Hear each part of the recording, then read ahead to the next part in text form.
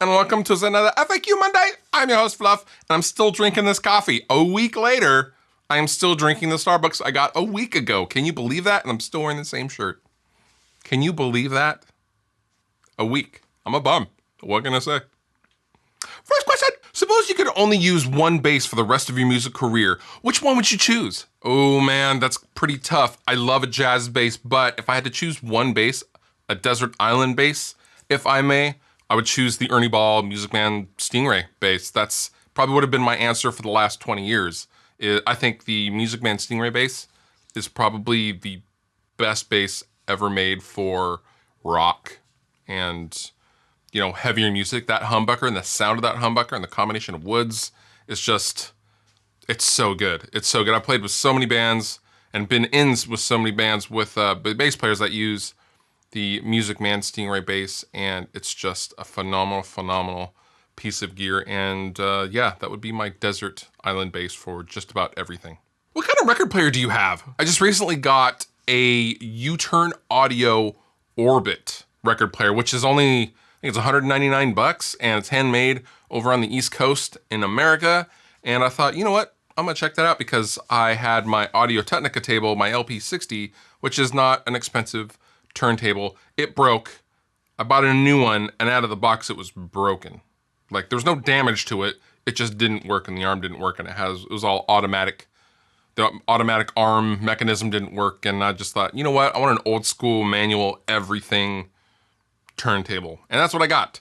The Orbit is awesome. It's everything you could want in a turntable. It's steady, it's consistent, the quality is there, it sounds great, and I am very happy with it. I am not getting paid to say that. I purchased my turntable just like everybody else, and be aware, unlike the Audio Technica, it does not have an amplifier built in, so you have to get an amplifier, and I just got the U-Turn Audio amplifier because it's very clean sounding and crisp, and it's really loud. So yeah, if you're looking for a turntable, definitely check out the U-Turn Audio stuff. It's inexpensive, made in the USA, and really high quality. My band has had terrible luck recently with house monitors on stage, and we are looking into in-ear monitoring. Any advice on gear and setup? You know, that's always kind of the problem with playing smaller clubs is the wedges will just be shot or blown or not working, or the sound guy doesn't know what he's doing, and it's tough.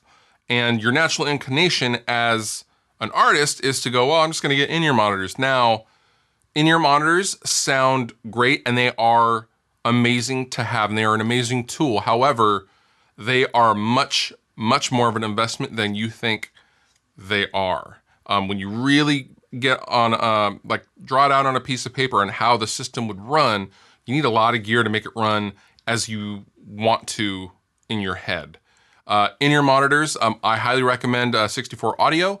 I like the Adele technology, and it doesn't put pressure on your eardrums, and it doesn't fatigue your ears. Those are very expensive. I mean, those are, you know, 4 or 5 up to over $1,000 just for one set.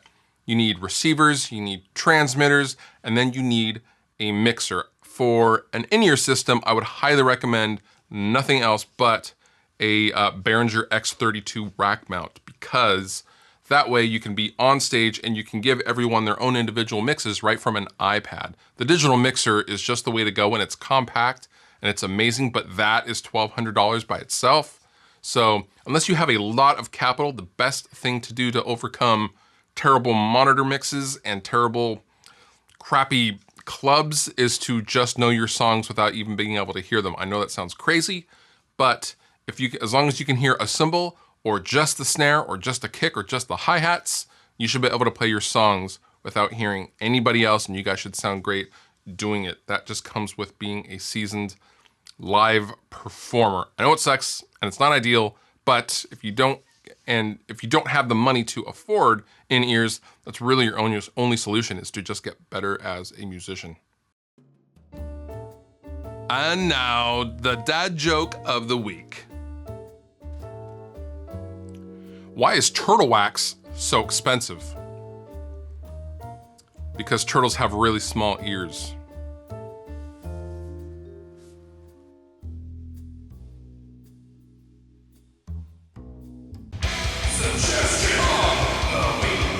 My suggestion to you this week is to check out the brand new Avenged Sevenfold video, The Stage.